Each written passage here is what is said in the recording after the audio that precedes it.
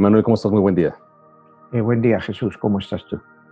Muy bien. Manuel, en tu libro 22, La Guerra de los Dioses, tienes una carta especial. Una carta dedicada a uno de los personajes que quizá en la historia moderna y en la historia reciente ha venido a cambiarnos la vida de una manera verdaderamente significativa. Osama Bin Laden. ¿Por qué lo tienes en tu carta y qué carta es la que tienes en tu libro? Bueno, Osama Bin Laden, en mi libro de 22, La Guerra de los Dioses, es la última carta que está jugando la oscuridad. Es la carta número 13, que equivale a la carta de la muerte.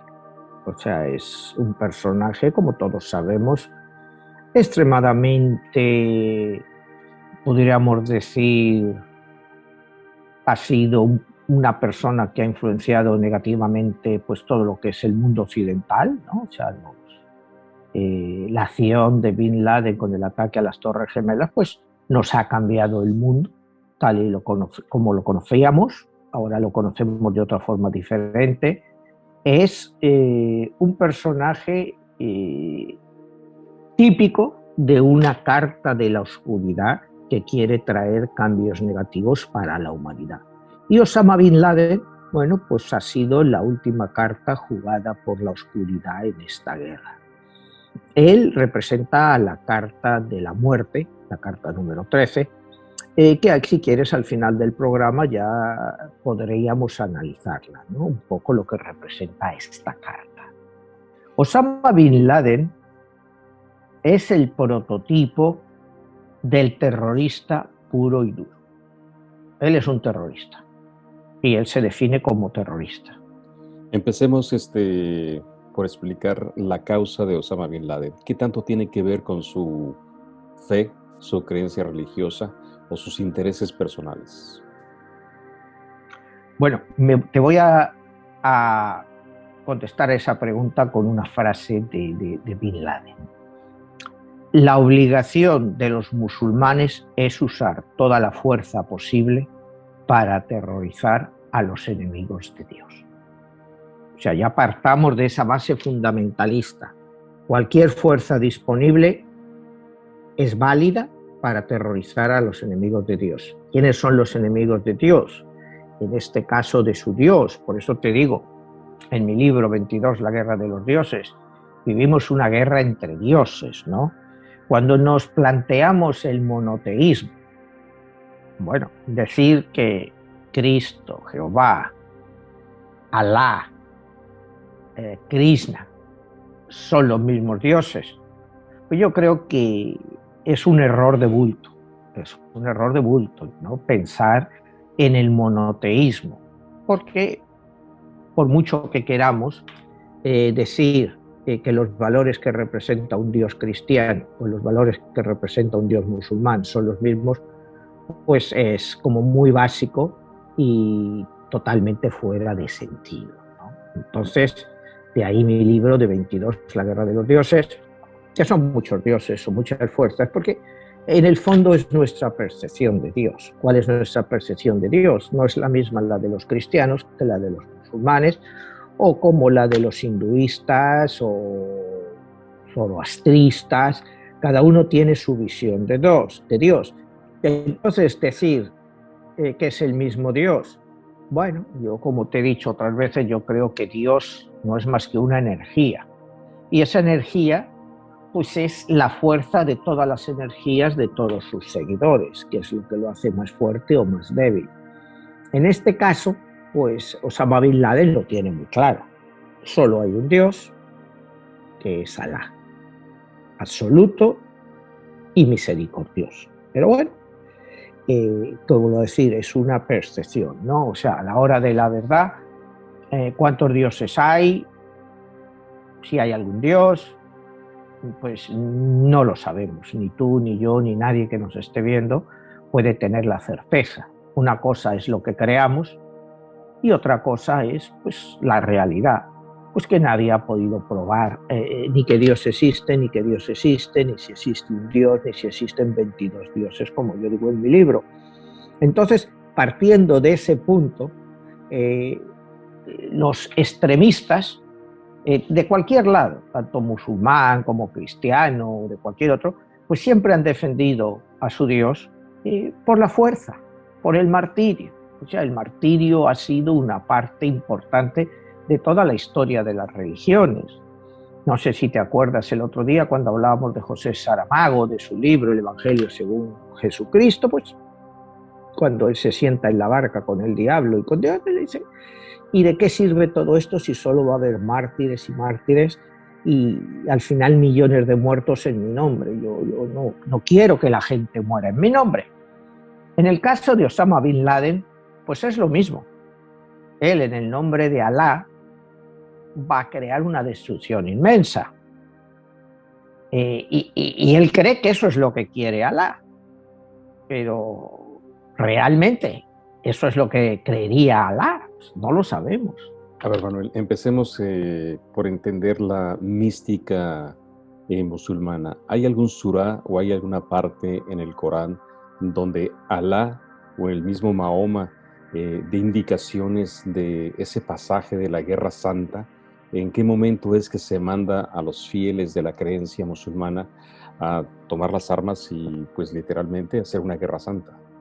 Sí, hay bastantes pasajes dentro del Corán, ¿no? Acuérdate, el Corán se compone de 114 capítulos eh, de, traducidos como, o sea, en vez de capítulos se llaman, en inglés es surah, en español se les trata de traducir como asuras, pero se dice muchas veces con la palabra inglesa asuras, aunque bueno, hay traducciones que dicen 114 asuras.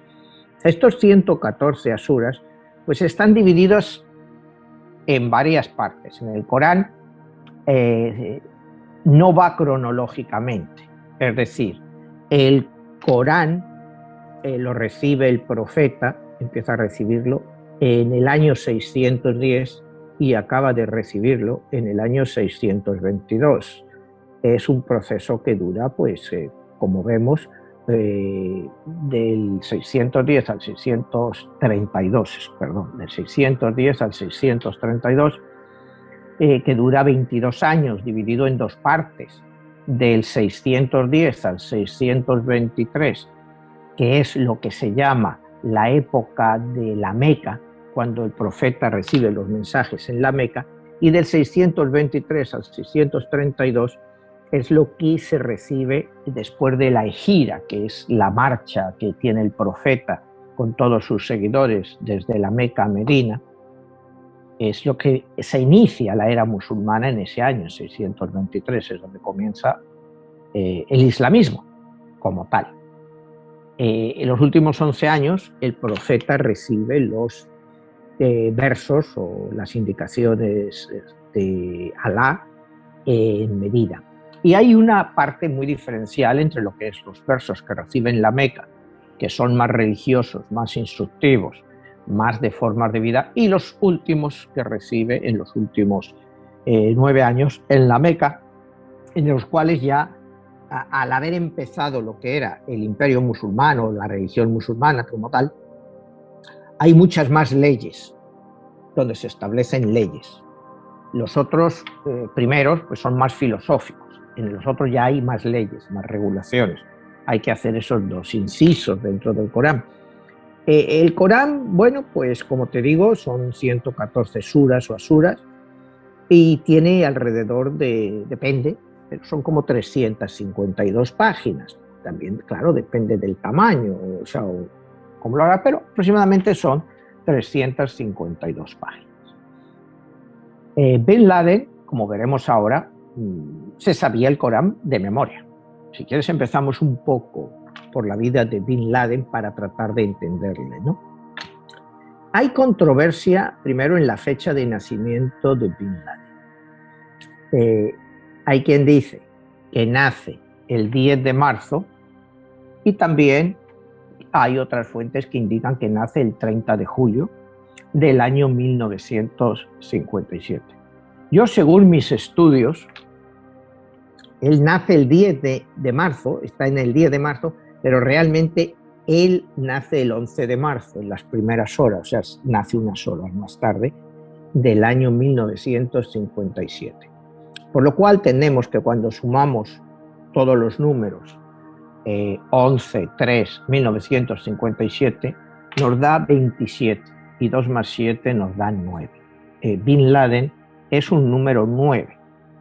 Y este número 9, por supuesto, es uno de los números sagrados del Islam. Acuérdate que hemos dicho aquí en muchas ocasiones que el Islam tiene dos números sagrados, el 9 y el 11.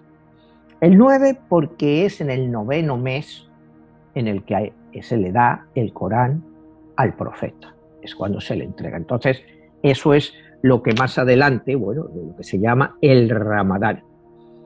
Ese es el 9º mes musulmán. Y el número 11 porque es un año lunar.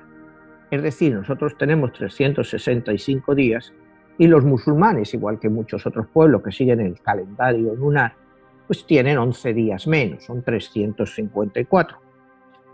¿Qué hace esa combinación 9-11? El Ramadán, digamos, si este año el Ramadán ha sido el día 24 de mayo, al año que viene va a ser el día 13 de mayo, es decir, siempre va la combinación 9-11, es decir, va a ser el 9º mes, pero 11 días hacia atrás. Siempre va así, eso, siempre la combinación 9-11. Entonces, pues Bin Laden entiende muy bien todos estos conceptos. Ahora, cuando entremos un poco en la vida de Bin Laden, vamos a entrar un poco en su niñez. Bin Laden es el hijo número 17 del magnate Mohammed Awam Bin Laden. Este señor de origen yemení se traslada a Arabia Saudita, tiene una compañía de construcción que se convierte en la compañía de construcción más grande de Arabia Saudita y él es un multimillonario. Entonces Bin Laden es el número 17 de los 52 hijos que tuvo este caballero. O sea, tampoco fue broma, ¿no? O sea, cuando decimos que el Islam crece, pues el caballero tuvo pues, varias esposas y 52 hijos, ¿sí? Él era una persona muy estricta, quería que sus hijos pues vivieran siempre en la casa. Imagínate lo que es tener 52 hijos en una casa, el tremendo palacio que tenía este caballero, pero una persona muy estricta en el Corán, o sea, en la religión musulmana. Entonces les educó a los hijos con mucha dureza en el sentido islámico. Bin Laden fue pues, a los colegios de la élite de la época y a los 14 años Bin Laden es reconocido pues, como un gran estudiante. Entonces, en esa época, él quiere pues, mejorar sus grados, o sea, que tener mejores calificaciones.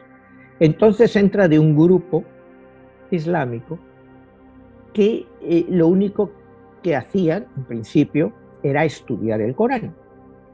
Pero este grupo, como hay muchos grupos, sobre todo en Arabia Saudita, Egipto, pues estos grupos lo que hacen es memorizar el Corán. Imagínate lo que es memorizar 114 capítulos y 352 páginas. Y todos estos muchachos, muchos de ellos, pues llegan a memorizar el Corán desde el principio al fin. Imagínate el ejercicio tan brutal que es eso. Aprenderte 352 hojas, 114 capítulos, de pie a pa. Entonces, Osama Bin Laden, sí lo consigue, y consigue memorizar el Corán completamente, que no es un hecho único, como te digo, hay muchos jóvenes que lo hacen y lo hacían, lo siguen haciendo, y es un signo de distinción.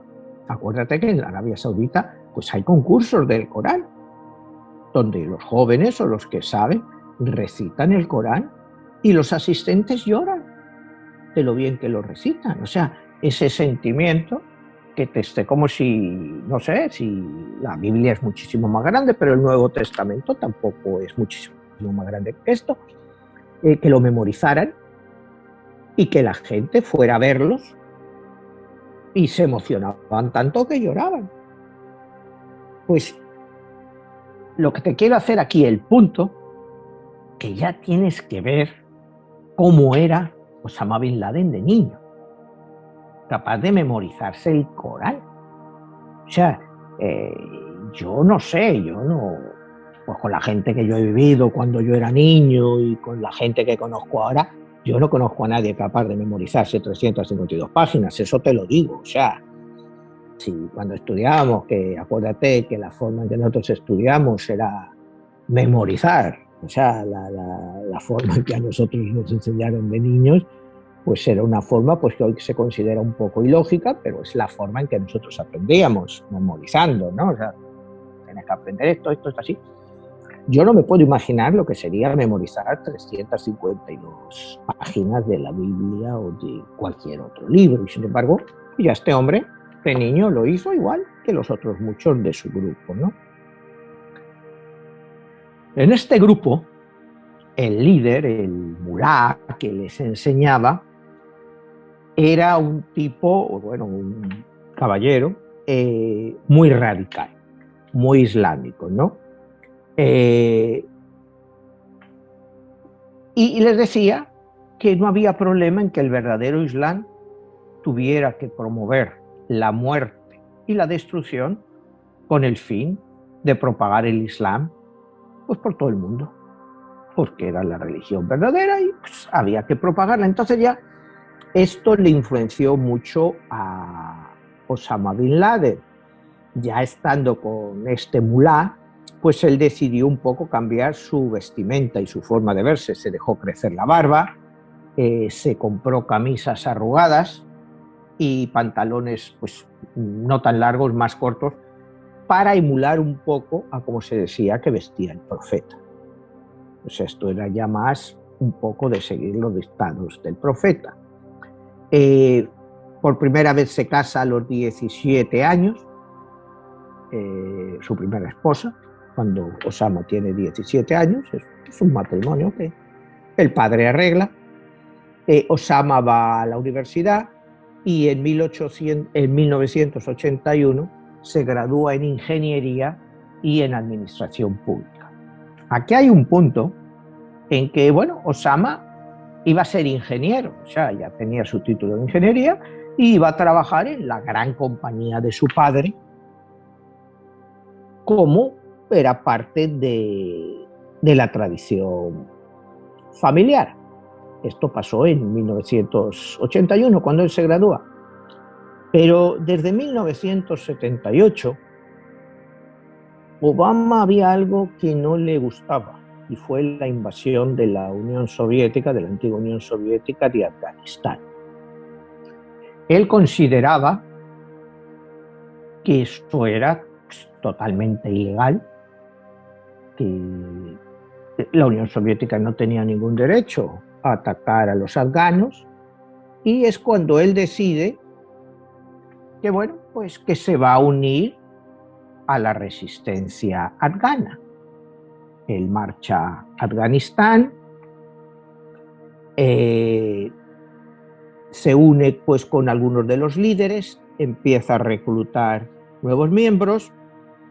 Como no tenían dinero, pues él utiliza parte de la fortuna familiar para reclutar yihadistas y para poder comprar armamentos. Y es así como empieza, digamos, sus inicios terroristas o de lucha, como los quieras llamar. ¿Qué sería un yihadista? Pues yihadista es un soldado que lucha por la yihad. La yihad es, bueno, pues por la libertad y por la verdad del Islam, ¿no? Entonces, acuérdate, bueno, estamos ahí ya en el año más o menos 1982. Llega allí, en el año 84 él funda la compañía Makat Al-Khadamat, que es la que utiliza para traer los fondos de la familia para la lucha. Y es aquí un momento clave cuando en esa época la CIA comienza lo que se llamaba Operación Ciclón. La Operación Ciclón consistía en canalizar todo tipo de ayuda, tanto material como monetaria, para estos luchadores afganos. Entonces, él, bueno, pues está en contacto con la CIA y la CIA, bueno, pues les ayuda. La CIA, acuérdate que llama a estos yihadistas otra vez luchadores de la libertad. Acuérdate, el término de luchadores de la libertad es un término que se emplea por primera vez durante la guerra entre los nicaragüenses rebeldes del Frente Sandinista y los contras. Y Ronald Reagan, cuando apoyaban a los contras, pues los llamaban los luchadores de la libertad. Y es aquí, pues en mi libro, donde planteo pues una pregunta, ¿no? ¿Luchadores de la libertad o terroristas? Porque claro, tú eres un luchador de la libertad, los que en teoría luchas contra los opresores. Opresores para ti, pero para los opresores no eres más que un terrorista. Es un punto clave en este capítulo. ¿Qué es Osama Bin Laden? Porque él pasa de ser un luchador de la libertad a ser el terrorista más notorio que existe. Entonces, era un luchador de la libertad, ahora es un terrorista. ¿Cómo se produce esa transformación? O nunca se ha habido una transformación, él siempre ha sido igual. Y es nuestra percepción la que cambia de ser un luchador de la libertad a ser un terrorista. Y esto pasa pues en todos los países del mundo. Tú, cuando hay un régimen opresor y se levanta la gente, bueno, pues la gente son los terroristas, porque van contra el régimen, entonces el régimen va contra ellos. En el caso de Osama, pues vemos la misma transformación. Manuel, perdón, un paréntesis ahí de lo que acabas de mencionar. Es muy importante lo que acabas de decir de que en el momento que Rusia está invadiendo Afganistán, Afganistán es un estado, un país musulmán. Y entre los musulmanes hay como una relación de hermandad a donde tú atacas a ellos, me estás atacando a mí. Y ese es donde él entraría, por eso es que él se une a esa causa de ir a defender o de ir a apoyar. Y en este caso es a donde entran los intereses americanos, donde él se convierte en un agente de la CIA. Porque de hecho está por ahí la idea de que al momento de que los americanos están entrando en contra de, apoyándolos a ellos, es ir en contra de los rusos, ¿no? Para que no se, con esa guerra fría que todavía se estaba llevando a cabo, ¿no? ¿Qué tanto en un momento dado él tiene que irse a asociar con quien sea el que mejor esté a sus intereses personales? Bueno, pues ese es el punto, ¿no? En ese momento, quien mejor servía a sus intereses personales era la CIA, porque les proporcionaba armamento y dinero para luchar a los talibanes. Afganistán es un país muy complicado, ¿no? Es un país que no tiene nada, o sea, no puedes decir que no tienen petróleo, no tienen industria, no tienen nada. Vivían del consumo, de la venta del opio, o sea, de las... ¿Por qué la Unión Soviética invadió Afganistán? Bueno, pues el motivo de los soviéticos era muy claro. Tenían miedo de la expansión de ese islamismo, porque el islamismo de Afganistán, de los talibanes, era un islamismo extremadamente radical. Entonces la Unión Soviética en ese momento tenía miedo que esas explosiones radicales islámicas pues se les pasaran a parte de las repúblicas rusas que conformaban la Unión Soviética.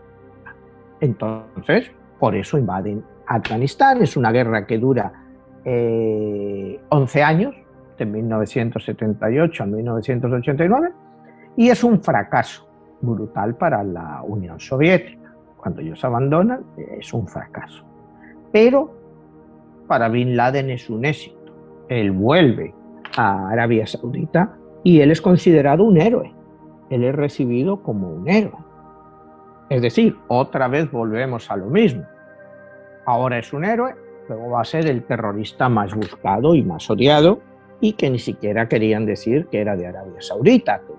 Que bueno, él era de Yemen, bueno, su padre era de Yemen, que él había nacido ahí, pero que de saudita tenía poco, que los sauditas nada tenían que ver en el atentado terrorista de 9/11, cuando 16 de los 19 atacantes pues, eran sauditas.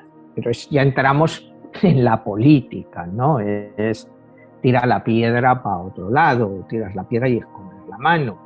Pues algo hay que tenía que ver toda esta gente en todo este rollo, ¿no? O sea, si 16 de los 19 son sauditas, pues bueno, oye, algo hay, ¿no? O sea, pero bueno, tú sabes que la política es así y que Arabia Saudita pues tiene mucho petróleo, entonces pues tampoco te lo vas a buscar como enemigo innecesariamente, porque haya, digamos, unos islamistas indeseables que quieren llevar la yihad a nivel mundial. Entonces partimos del punto en que él ya abandona a Afganistán, pero ya esta gente, pues Osama ya ha hecho sus bases, ya tiene sus seguidores. Él consideraba que Afganistán con los talibanes era el único país realmente islámico que había en el mundo. Era Afganistán, con esa política, pues de esa dureza en la aplicación del Corán, la Sharia pura, como él la llamaba, y que ni Arabia Saudita ni otros países, pues, eran musulmanes reales. El único país musulmán real que había, pues, era Afganistán, con los talibanes y todos esos caballeros, ¿no? O sea, con su forma de aplicar la ley islámica. Te digo, él vuelve a Arabia Saudita, él es recibido como un héroe, y bueno, pues por una época pues no se oye mucho de él, y es entonces cuando se vuelven a complicar las cosas y él vuelve otra vez a Afganistán. Se vuelven a complicar las cosas y bueno, él ya en Arabia Saudita empieza a hablar contra el régimen, en fin, decide irse, ¿no? Y se va en el año 92, vuelve a Afganistán. Es allí cuando él empieza a preparar lo que él llama pues, su Guerra Santa. La Guerra Santa contra los infieles, ¿no? Y hay una frase de él que te leo textualmente. Si incitar a las personas a hacer esto es terrorismo, entonces que la historia sea testigo de que somos terroristas. Esto es lo que él dice ya cuando vuelve, ¿no? Si la Guerra Santa es terrorismo, pues entonces pasemos a la historia como terrorismo. Es en el año siguiente, en 1993, cuando él crea Al-Qaeda. Que Al-Qaeda o Al-Qaeda se traduce como la base, es la traducción que se le da en castellano como la base, pero entendiendo como una base de fe y de militantes dispuestos a expandir su lucha por el mundo. Y es en este mismo año 93 cuando él ya está completamente en contra de lo que él llama los cruzados, encabezados por Estados Unidos. En ese momento, en el año 93, es cuando planea el atentado a las Torres Gemelas de Nueva York. Acuérdate, 1993. Ese año, acuérdate que pone varios coches en los garajes del World Trade Center que explotan y matan como a 7, 8 personas y hieren a 100 y pico personas. Ya fue el primer atentado de Al-Qaeda contra las Torres Gemelas. ¿Qué es lo que él aprendió en este atentado? Que las Torres Gemelas no se podían destruir por abajo, porque habían puesto explosivos muy fuertes y las torres pues, ni se habían movido. Y es cuando empieza ya la elucubración de cuál será. A él no se le había quitado de la cabeza lo que era las Torres Gemelas, como símbolo del Imperio Americano, que era lo que él quería destruir. Y es cuando ya desde entonces empieza una planificación que va a durar 8 años. Volviendo a la numerología, cuando empezamos a ver todas estas cosas, vemos que 1993 es un año 22. 1, 9, 10, 19 y 3, 22. O sea, todas las fechas van combinando, ¿no? O sea, empiezas a ver y te das cuenta de que están ahí esos números, lo que pasa es que hay que encontrarlos, ¿no? Entonces vemos esa fecha como clave. Manuel, ya empieza... ¿qué significaría ese número en especial al momento? Bueno, pues el 22 es la lucha de los dioses. Esa lucha, el enfrentamiento.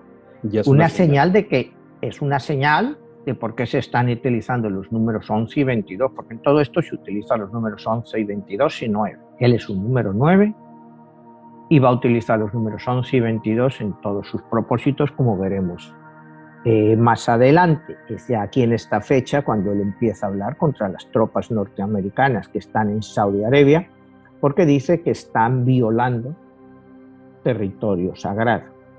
Ya empieza el enfrentamiento total con Estados Unidos y, como te digo, empieza ya a hablar de la Guerra Santa. Todo eso ya en esa fecha, ¿no? Vamos a la fecha en que había explotado las Torres Gemelas, que fue un 26 de febrero del año 93, como decíamos, ¿no? Va a empezar en un ciclo de vida muy importante y van a ser en ciclos, como verás, de 9 años. Todos sus ciclos han sido siempre de 9 años, pero siguiendo su número, no nace en el 57, tienes el 66, años después te viene el 75, pues cuando él se está casando, el 83, cuando se va a Afganistán. Todo va siguiendo sus ciclos de 9 años, ¿no? Él cree en ese momento que ya están preparados para iniciar su cruzada. No cruzada, su Guerra Santa, ¿no? Y su Guerra Santa, pues, como lo que te digo, lo que él llama los cruzados, que son encabezados por Estados Unidos, Israel y los otros países cristianos. Él, en 1996, es cuando declara oficialmente la Guerra Santa. O sea, pasan 3 años, pero en 96 es cuando él declara la Guerra Santa. Y dice, en un mensaje que mandó, te leo porque es un mensaje larguísimo, dice, mensaje de Osama Bin Laden a sus hermanos musulmanes en todo el mundo y especialmente en la península arábiga. Declaración de yihad contra los estadounidenses que ocupan la tierra de 2 sagradas mezquitas. Expulsen a los herejes de la península arábiga. Esa es su declaración. Ahí es ya pues, la declaración oficial de la Guerra Santa. Él sigue con sus teorías y dice que el pueblo del Islam despertó y descubrió que era el blanco principal de la agresión de la Alianza Cruzada y sionista. Todas las falsas denuncias y la propaganda sobre derechos humanos fueron demolidas y expuestas por las masacres que tuvieron lugar contra los musulmanes en cada rincón del mundo. Lo que aquí nos viene a decir él es que Occidente se basa en unos derechos humanos creados por ellos, que son totalmente falsos y que ellos tampoco respetan, porque no les han servido esos derechos humanos pues, para masacrar a los musulmanes pues, a lo largo de la historia. Él siempre va basado en eso, no de que todas las premisas que utiliza Occidente pues, son falsas. Todo ese concepto de democracia, derechos humanos, que todo es falso. Que la única ley verdadera que hay pues, es la ley de Dios. Y la ley de Dios es la que está en el Corán. Y lógicamente es la ley que hay que aplicar. cualquier otro concepto que te vengan por ahí, de derechos humanos y cosas de esas, pues son todo nada más que lubricaciones y que tratan de cubrir los problemas de esos propios países occidentales para justificar pues la ignorancia y las desigualdades sociales. Que Occidente se basa en esos principios pues para engañar a esos pueblos, y que esos pueblos, como no conocen la verdad del Dios misericordioso, pues que no sirven, que todos viven engañados y que la única forma de alcanzar la libertad pues, es a través del Islam. Él está totalmente convencido, ¿no? Y aquí llegamos al punto, en 1998, cuando hace una nueva declaración que dice: la yihad debe de ser contra los judíos y los cruzados. La orden de matar a americanos y a sus aliados, civiles y militares, es la obligación individual de cada musulmán que pueda hacerlo en cualquier país en el que sea posible acabar con ellos. Cuidado. Ahí ya está lanzando una yihad a nivel mundial para que cualquier persona en cualquier país actúe. Que actúe, que sea libre. O sea, que tú estás en Estados Unidos y puedes matar norteamericanos, sean civiles o militares, pues la yihad te lo permite, con el fin de liberar la opresión que sufre el Islam.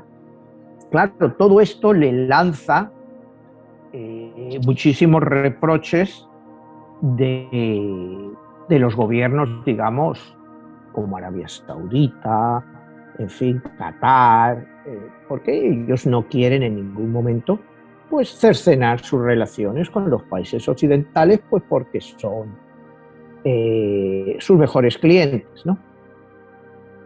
Entonces, bueno, pues sigue así y hasta que llegamos al 9/11. El 9/11, pues como ha sido considerado, pues ha sido el mayor ataque terrorista sufrido en la historia de los Estados Unidos. Causó más muertes que Pearl Harbor. O sea, en suelo norteamericano nunca había habido un atentado o un ataque de este tamaño. Las sospechas inicialmente de este ataque cayeron sobre Bin Laden y Al Qaeda, pero en un primer momento Bin Laden negó que ellos habían estado envueltos en este ataque y hizo la siguiente declaración: ni yo ni mi organización Al-Qaeda en América estamos involucrados. Cualquiera ha podido ser el atacante. Pudieron ser incluso personas que son parte del mismo sistema americano y están en su contra, o algún grupo aislado que quiera hacer que este siglo sea el siglo del choque entre el Islam y la cristiandad. Después de la acusación del 9/11 contra él, este es el comunicado que lanza.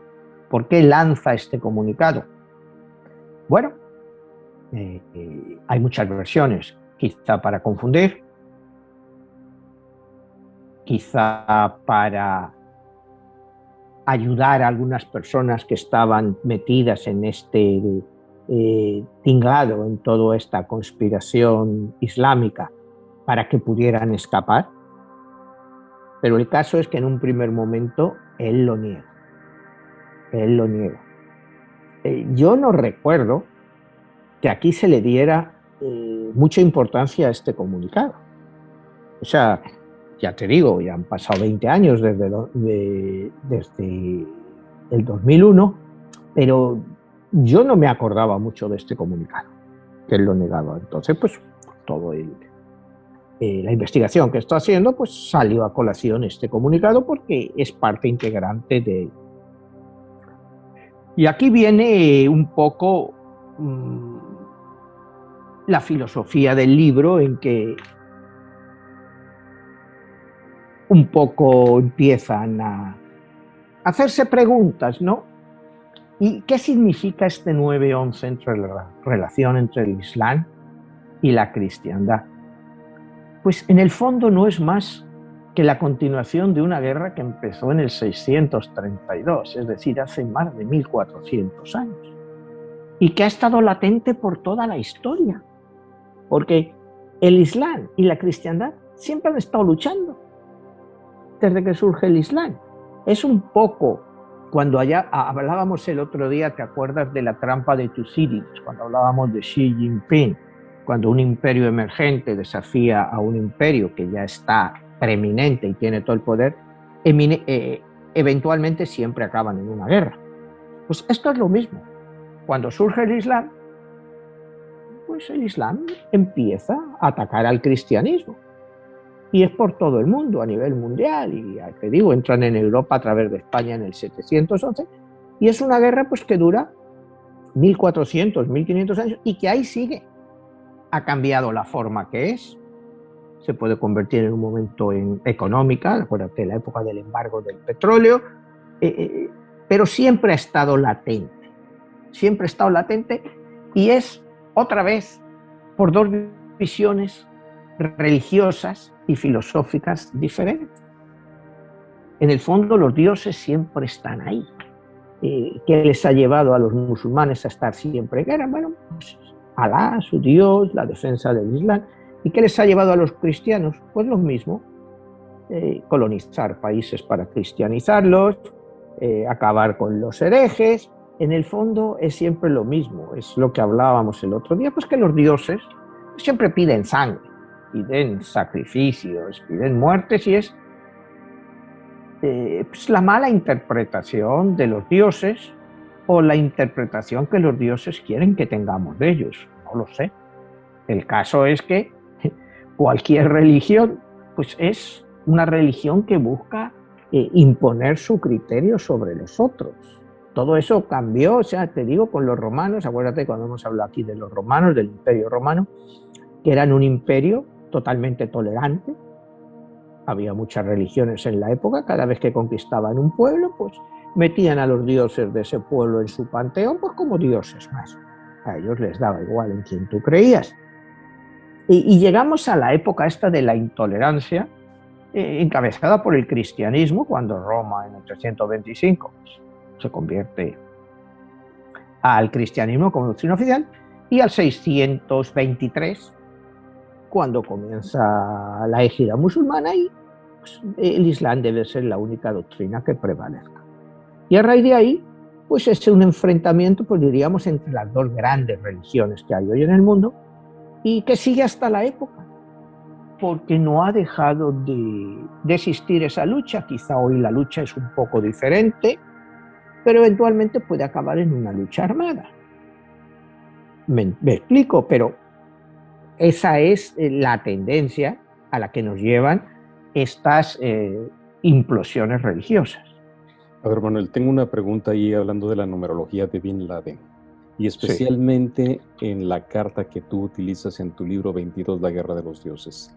Sí. ¿Qué carta es y qué número es y por qué escogiste ese número? Bueno, es la carta número 13 y creo que le aplica fielmente a Bin Laden. Es la carta de la muerte, porque él no solo consiguió muerte, sino, como él dice, regeneración. O sea, él cambió un poco lo que era el sentido del Islam, porque el Islam se sentía como oprimido, en el sentido de que, bueno, Occidente,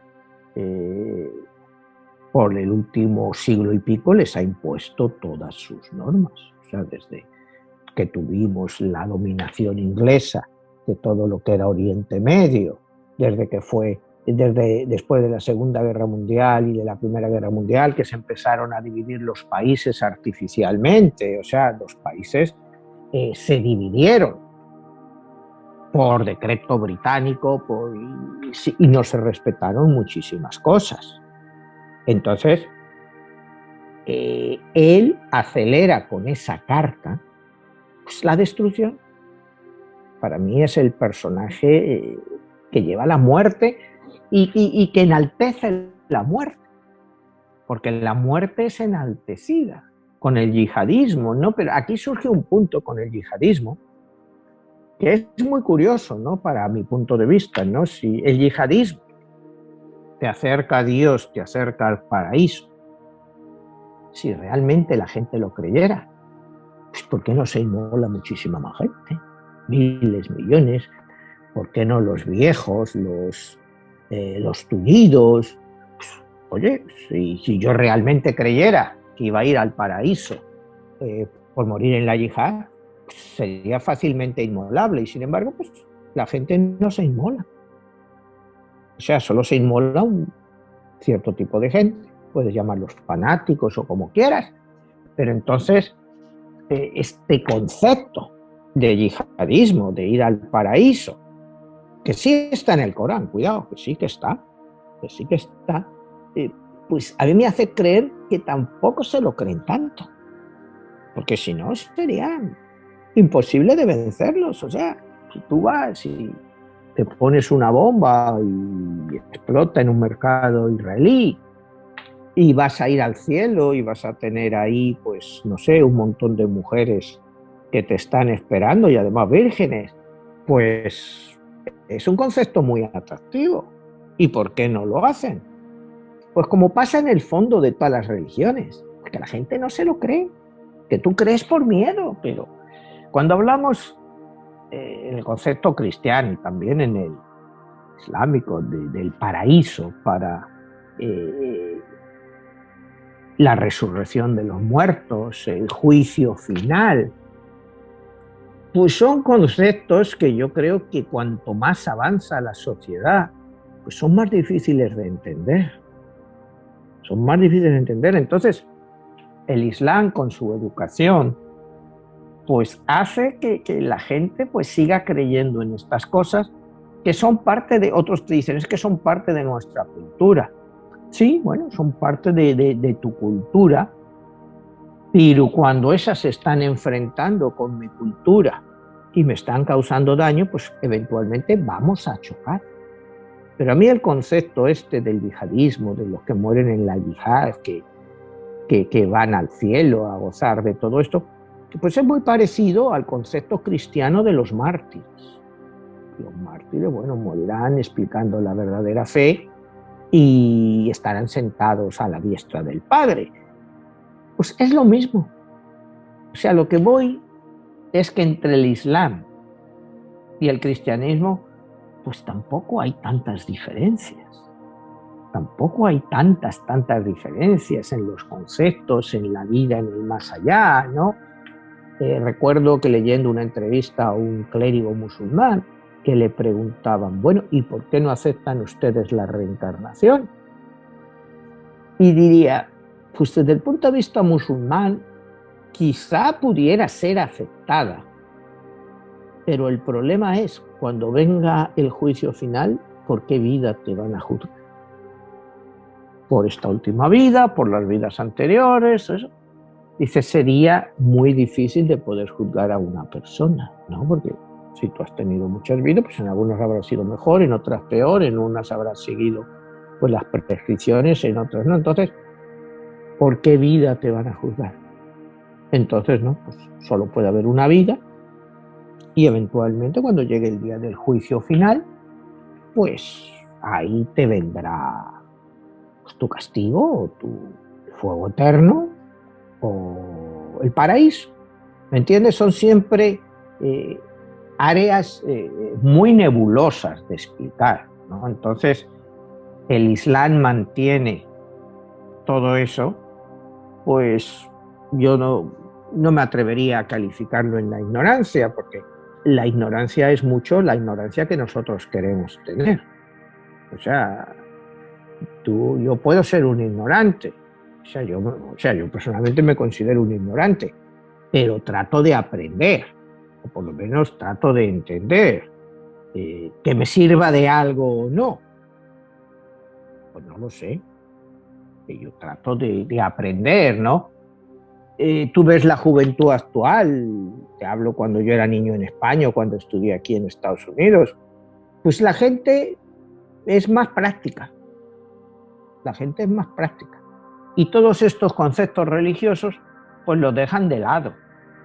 O sea, tú hablas con gente más joven, te dice el cielo o el infierno, bueno, pues vale, o sea, ya la gente tampoco tiene unas creencias, por lo menos en la sociedad occidental, muy fuertes.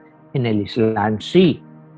Yo recuerdo sería pues, ¿qué año? 2007 o 2008. Yo estaba en Egipto con mi hija. Era justo antes de la caída de Hosni Mubarak. Y recuerdo cuando íbamos a la Gran Pirámide, había allí un muchachito que le faltaban 3 dedos y que nos contaba que él era seguidor de los hermanos musulmanes. Tampoco te creas que podíamos comunicarnos muy bien porque el inglés del muchachito era flojo y el español pues inexistente, pero nos comentaba que algo estaba pasando. Y le preguntamos, bueno, ¿y tú dónde vas a la escuela? ¿No? Yo voy a una madrasa, solo estudio el Corán, pero estamos tratando de cambiar todo lo que está pasando. Efectivamente, un año después te vino la caída de Hosni Mubarak y la llegada de los hermanos musulmanes al poder. El punto que te quiero hacer aquí es que la educación que reciben ya estos muchachos desde niños los hace ver que están severamente limitados porque los cruzados, los cristianos, pues los han estado machacando históricamente. Entonces, ya llevan un odio generado dentro de ellos. Y Bin Laden lo único que hace es acelerar ese odio. Porque cuando hablábamos antes de qué es un luchador por la libertad y qué es un terrorista, pues para nosotros aquí, cuando llegó 2001, la atentado a las Torres Gemelas, pues Bin Laden es un terrorista, eventualmente el terrorista más grande de la historia. Pero en Palestina lo estaban celebrando, en Irak lo estaban celebrando, para ellos era un héroe. Entonces es el concepto tan difuso de luchador por la libertad. Bin Laden era un terrorista para nosotros, pero para los palestinos, para muchos saudíes, para muchos iraquíes, afganos, pues él era un luchador por la libertad. Entonces, él era un mártir. Él va a ser un mártir en el Islam. Y para nosotros siempre va a ser un terrorista. Entonces, el punto aquí que hago es, como te comentaba, es siempre hay un punto de vista. Siempre hay un punto de vista. Y lo que es bueno para ti, a lo mejor es malo para mí o viceversa. Es por lo que es tan difícil analizar un personaje como Bin Laden. Porque Bin Laden, desde el punto de vista islámico, él fue un luchador por la fe. O sea, si estamos hablando que es un santo, que es un mártir, pues él va a ser un mártir. Hoy no, pero en 200 años, hoy no, porque no se atreve. No sé si me entiendes, para no ofender a Estados Unidos. Pero en 200 años estará en la lista de mártires por el Islam, a mí no me cabe duda. A ver, Manuel, y en este caso, ¿él se pudiera haber considerado él mismo un profeta moderno? ¿O sus seguidores lo pudieran considerar al mismo nivel que el profeta? No, a ese nivel nunca se puede llegar. El profeta solo ayuda. Y fue el último profeta, además, acuérdate, él es el último profeta. El profeta fue el último, no sé, Dios le entregó el Sagrado Corán y ya no puede haber más profetas. Los profetas se acabaron para el Islam con Mahoma.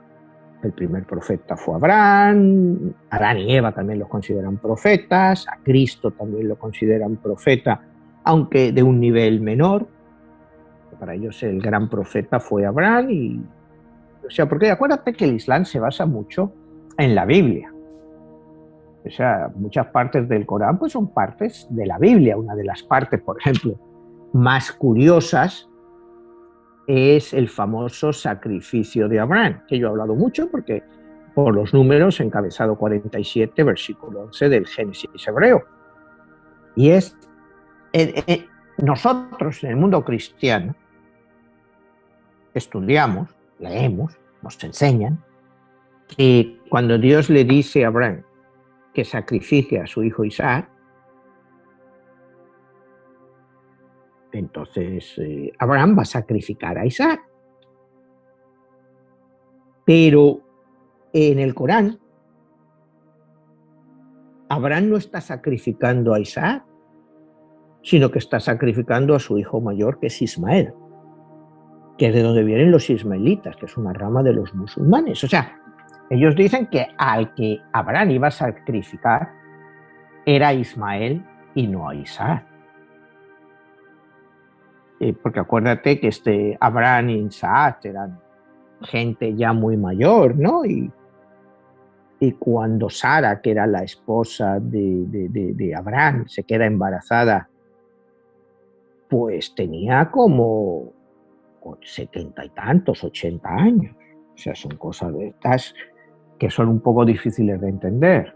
Sí, lo que pasa ahí es que poca gente entiende la historia de que ya eran muy mayores ellos y se le presenta el ángel a Abraham y él tiene su relación con una de las mujeres que eran, no sé cómo llamarlo, una esclava, una gente Era de... una esclava egipcia que es de la que tiene al primer hijo, que es Ismael.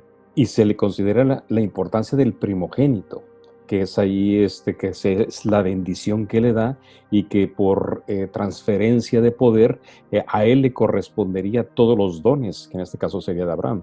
Y de hecho ahí es donde entra la pugna, donde poca gente entiende que él es el primero, los ismaelitas de Ismael, y luego vendrían los que de ahí surgen las 12 tribus, ¿no? De Isaac, exactamente. Isaac. Pero el primer hijo de Abraham, como hablábamos, es Ismael, y por eso para los musulmanes el sacrificio que Dios le pide es que sacrifique a Ismael. Entonces, bueno, pues ese es un punto de polémica.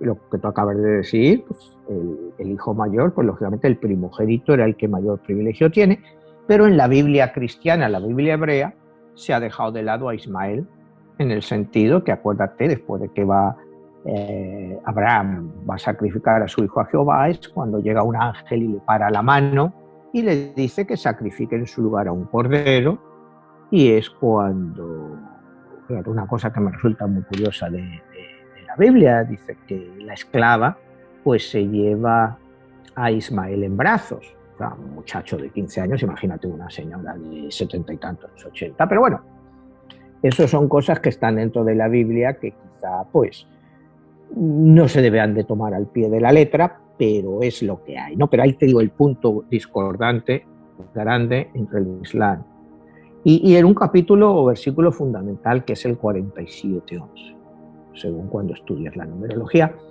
Pero es muy importante eso, que para los musulmanes pues es Ismael y el que se reproduce y da origen a las tribus árabes. A ver, Manuel, ahí es a donde viene una pregunta súper importante. ¿Ese sería el origen del conflicto judeo, en consecuencia cristiano, musulmán, desde ese momento? Es un punto de partida, es un punto de partida, ¿me entiendes?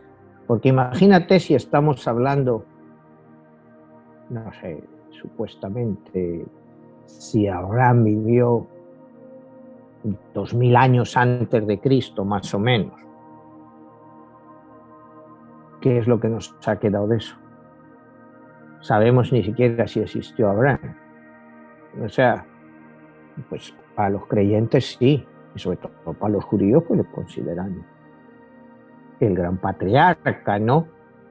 Toda esta historia de si el sacrificio de Isaac o el sacrificio de Ismael, que Dios se lo pide, pues bueno, es un poco volver a cuando hablábamos la semana pasada, hace un par de semanas, de los extraterrestres, de estos dioses que piden sangre, si no es un poco todo lo mismo. O sea, el sacrificio humano para satisfacer a tu Dios. O sea, en el punto de vista que hoy analizamos, digamos, estamos en el siglo XXI ya bien entrado, ¿cómo puedes esperar que Dios te diga que sacrifiques a un hijo tuyo por algo? Pero si tú te vas a gente muy religiosa, es estos muchachos que los padres dicen, no, quiero que mi hijo sea sacerdote, que vaya a expandir la palabra de Dios, aunque le cueste la vida. Pues es un poco de transformar eso a algo moderno. Es el sacrificio del hijo por un padre superior. Hay gente que lo acepta, ¿me entiendes? Pero, bueno, no sé, Imagínate en la sociedad actual que te digan eso, ¿no? A pesar de que aceptemos muchas cosas del cristianismo, del islamismo, pues esas cosas creo que hoy en día serían muy difíciles de aceptar, pero que están ahí y que son parte, como tú decías, del punto de partida de la ruptura. Porque, mira, el sacrificio de Isaac o el sacrificio de Ismael, al que Dios escoja, es el pueblo elegido. Si Dios prefiere a Isaac, está dando preferencia a los judeocristianos. Si Dios prefiere a Ismael, está dando preferencia a los islámicos. O sea, si empiezas a elaborar quién ha escogido Dios, te dice, bueno, Isaac, que es el segundo hijo ya con una señora que tenía casi 70, 80 años.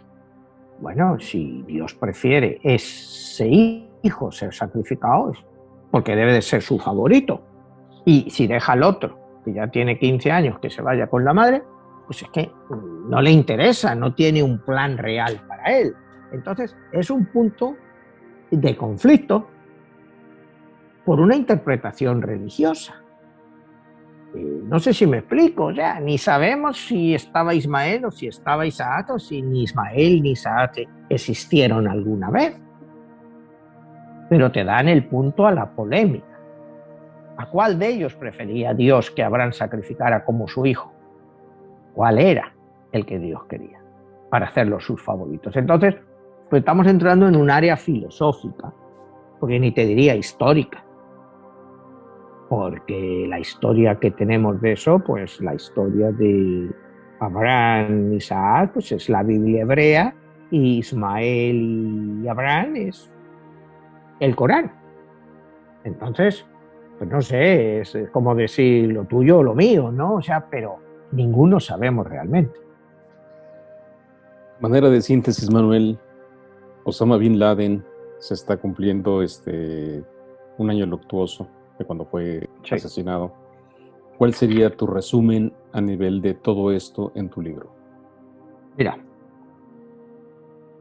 hay varios puntos que tenemos que seguir, ¿no? Bueno, tenemos los atentados de 9/11 y después, 911 días después, que justo el día que Osama Bin Laden cumple 47 años, es decir, 4 más 7, 11, tenemos el día 11 de marzo del año 2004, que son los atentados de Atocha en Madrid, que han sido los atentados más grandes que ha habido en Europa. Otra vez en el ciclo de Osama y de los años 47, 4 más 7, 11. Ahí llega la siguiente parte. Y llegamos a lo que él dice, sus guerreros de la fe que no temen la muerte. Y él, te voy a citar el versículo 5. Dice, el Surah 9, versículo 5. El Surah 9 es uno de los episodios, capítulos más violentos del Islam. Y él lo aplica en ese momento cuando dice, este versículo se ha denominado como el versículo de la espada, el versículo del sable. Y es un versículo que hay historiadores musulmanes que dicen que no saben de dónde salió, si fue añadido ahí, pero es muy controversial. Dice lo siguiente. Dice, en la espada del Islam, tanto contra cristianos contra judíos, cuando hayan transcurrido los meses sagrados, matad a los idólatras donde quiera que los encontréis. Capturadles, sitiadles, tendedles emboscadas por todas partes. Eso te lo dice el Corán. Y sin embargo, si sigues leyendo, la segunda parte te dice, pero si se arrepienten, oran regularmente y practican la caridad, entonces dejadles en paz. Dios es indulgente y misericordioso. Aquí voy a las contradicciones. primero dice matadles. Entonces, cuando tú lo sacas de contexto, Surah 9, pues parece que el Islam es ultraviolento. Pero si sigues leyendo, te dice que bueno, pero si esa gente se arrepiente, pues déjales en paz. Entonces, los más violentos, los yihadistas, solo utilizan la primera parte de ese versículo, ¿no? Y es lo que los más moderados te dicen, sí, pero lo están sacando de contexto. O sea, esta es una parte muy importante que tú cualquier cosa pues, la puedes sacar de contexto. Esto es violentísimo, matadles, tenderles emboscadas. Pero claro, es que la Biblia hebrea es muy parecida. La Biblia hebrea ahí matan y es Dios el que mata, pero mata sin piedad, porque a los egipcios, porque no les dejan irse a su pueblo, les mete unas plagas que ríete tú del COVID. Ríete tú del COVID, joder, las plagas que los manda. Y al final hasta les mata al primogénito. Entonces, claro, pasamos de un Dios cruel, como es Jehová, que yo lo veo más parecido a un poco a Alá, en cierto modo, al Dios cristiano que es todo amor. Te ama al prójimo como a ti mismo, en fin. Pero es que la Biblia cristiana, aparte es la Biblia antigua, la Biblia hebrea y el Nuevo Testamento, los 28 libros. Entonces, ¿cuál debe de seguir el cristiano? A este Dios que como te pongas así, te Sodoma y Gomorra, que te da por hacer cosas un poco raras para la época, pues toma, aquí te mando una lluvia de fuego que te dejo nuevo. Llega la esposa de Lot, que eran los únicos que les habían permitido que se escaparan, ¿no? Porque eran los únicos justos que había ahí. Se vuelve la dama y la convierte en estatua de sal, ¿no? O sea, entonces, pues, ¿qué tipo de Dios o dioses son estos, no? Entonces, pues yo sigo en mi teoría de que son 22 entidades, unas más crueles que otras, a lo mejor algunas que digamos, pues sí, que se preocupan de nosotros, pero bueno, en una población de 7.850 millones de personas, pues, ¿cómo se van a preocupar los dioses de nosotros? O sea, nos utilizan, ¿no? Y sí, quizás podamos tener energía de ellos que nos ayuden a superar las dificultades, pero en el fondo, pues veo esto, que el Islam, el cristianismo, el judaísmo, pues no han sido más que problemas para todo el mundo. Muerte, destrucción, que nosotros, digamos, los cristianos hemos concedido, digamos, conocido o llegado a una forma de vida diferente, como hablábamos el otro día. La gente en el mundo se queja, pero vivimos la época más tranquila de toda la historia de la humanidad. Apenas hay guerras, sí hay hambre, pero nunca tanto como ha habido antes. Y la gente vive cada vez mejor, a pesar de sus limitaciones. Entonces, bueno, pues el concepto cristiano pues, sí nos ha llevado a una cierta evolución, sobre todo en nuestra forma de vida.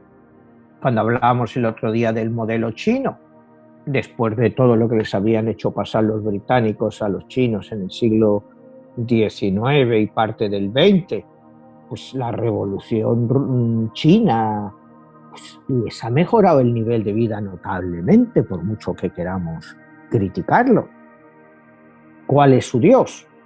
Bueno, los chinos parece que no tienen Dios, ¿no? Como hablábamos el otro día, los dioses quedaron abolidos, pero tiene que haber alguno, ¿me entiendes? Que precisamente los ha utilizado de esta forma, porque ninguna de estas energías va a dejar de lado a más de 1.400 millones de personas. Los tiene que utilizar de una forma u otra. Entonces, pues ese es el concepto que yo veo de todo esto, de esta lucha entre dioses, y que Osama Bin Laden pues ha llevado al máximo. Por primera vez hemos hablado de una guerra de civilizaciones.